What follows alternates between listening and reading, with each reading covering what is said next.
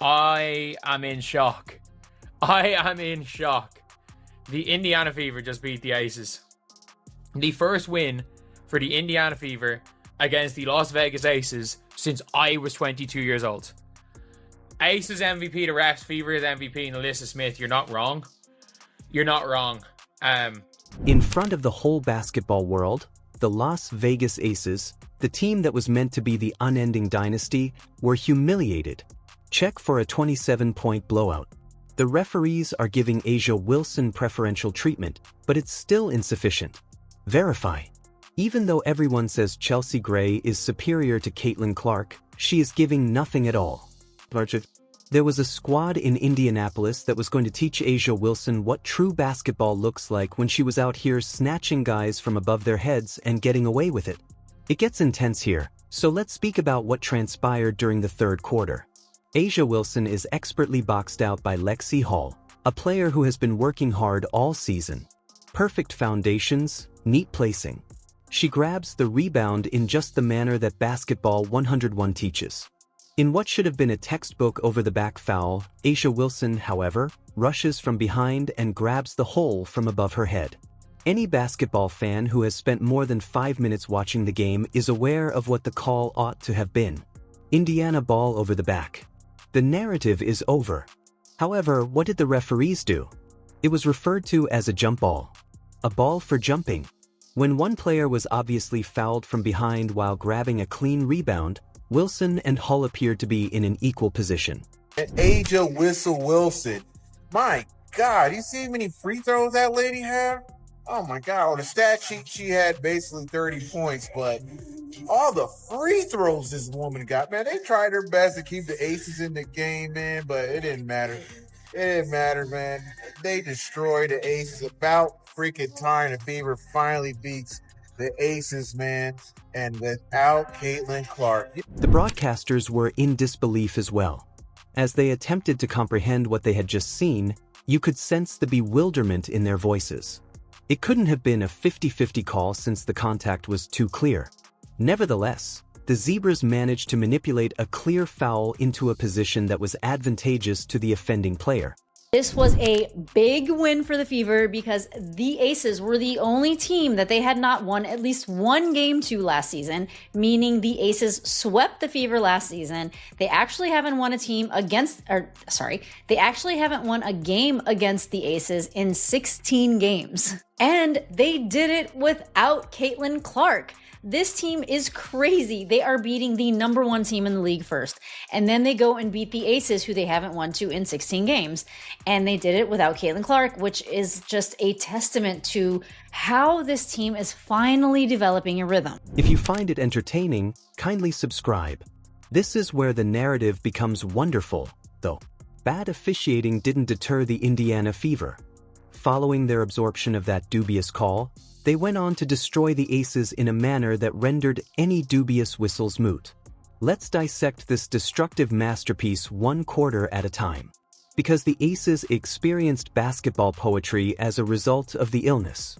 Indiana came out strong in the first quarter. They never looked back after scoring the opening 6 points of the game. They were up 21-14 by the time the dust settled.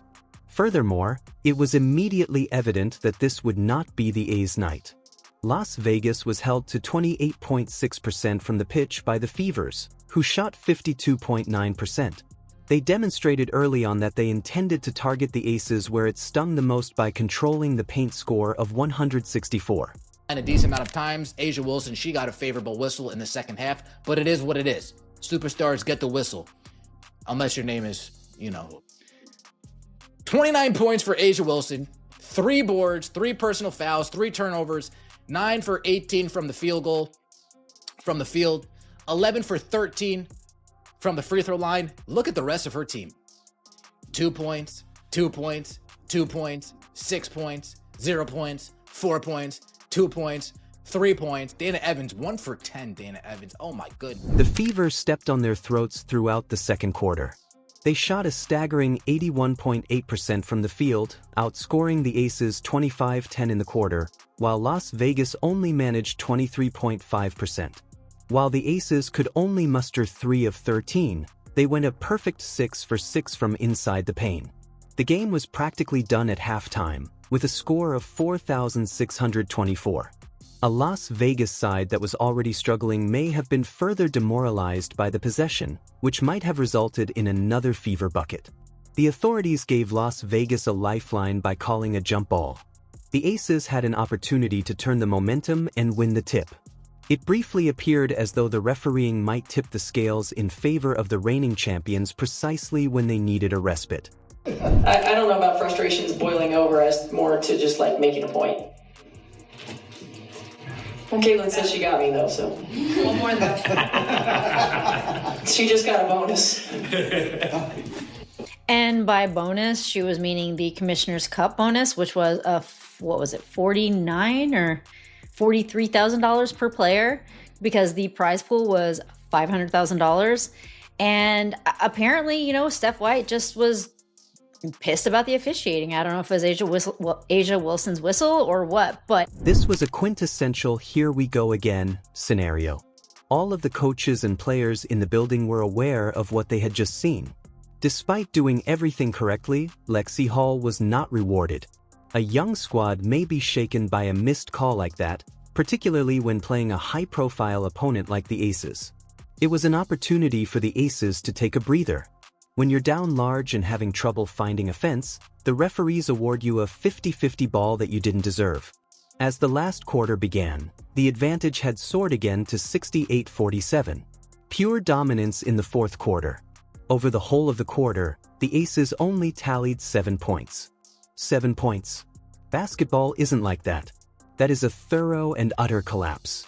The Fever completely destroyed what was considered to be a championship-caliber club, and the final score of 8,154 doesn't even fully convey that. Third. Like I said, the referees were starting to get on the side of the Aces. They were trying to wheel the Aces back in, and Lexie stepped in and sort of killed it. Kelsey Mitchell never took her foot off the gas tonight, by the way. This is the best thing I've seen from Stephanie White all season long. Right here, she was aggravated by the refs already, and in the fourth quarter, 5:35 left, Stephanie White lost her shit on the sideline. She lost her shit. And let me just play this right here. Roll it. Lost that lead late. And she's gonna. You see her just losing it up here, losing it. And she got teed up right there. And Caitlin Clark loved it. However, because the statistics provide an intriguing picture, let's discuss Asia Wilson's performance in light of the larger picture. She made 11 of 13 free throws and 9 of 18 shots to end with 29 points. Those appeared to be respectable figures on paper. She reached the line 13 times, which is just 4 less than the Indiana Fever team as a whole. Throughout the whole game, including the dubious jump ball call, she received a favorable whistle. Here's the terrible truth, though. Despite Asia Wilson's 29 points, her team fell by 27. Take a time to consider that. Since the rest of her squad was non-existent, the supposedly top player in the league enjoyed what most would consider a fantastic statistical night, but it was absolutely pointless. The remainder of the Las Vegas Aces shot 7 of 43 from the field following Wilson's 9 of 18 shooting. That is 16.3% of all shots from people who aren't Asia Wilson. Nobody else on the Aces scored more than 6 points. Take a moment to process that.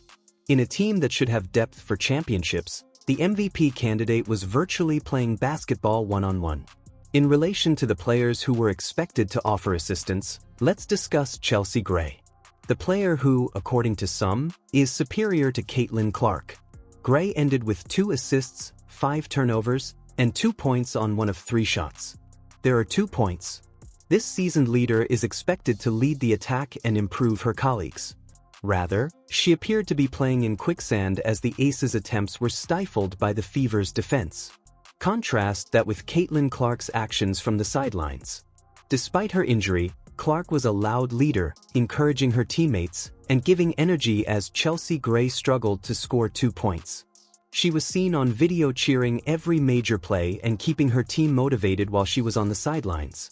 That is true leadership, the sort that influences victory even when you are unable to make a statistical contribution.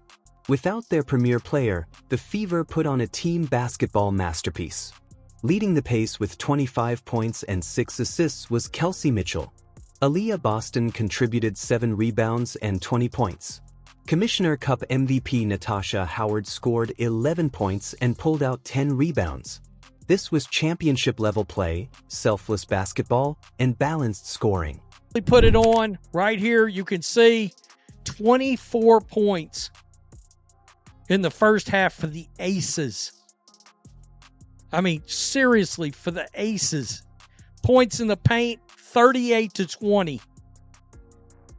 I mean, it was a dominant win by the Indiana Fever. The defense, however, was the true tale. The Aces' season lowest offensive output of 26% was limited to by the Fever. They made 17 turnovers. In the first half alone, they had a 28-10 lead and commanded the paint. Every possession was difficult for Las Vegas because of their oppressive team defense. A team was being carried by more than one player.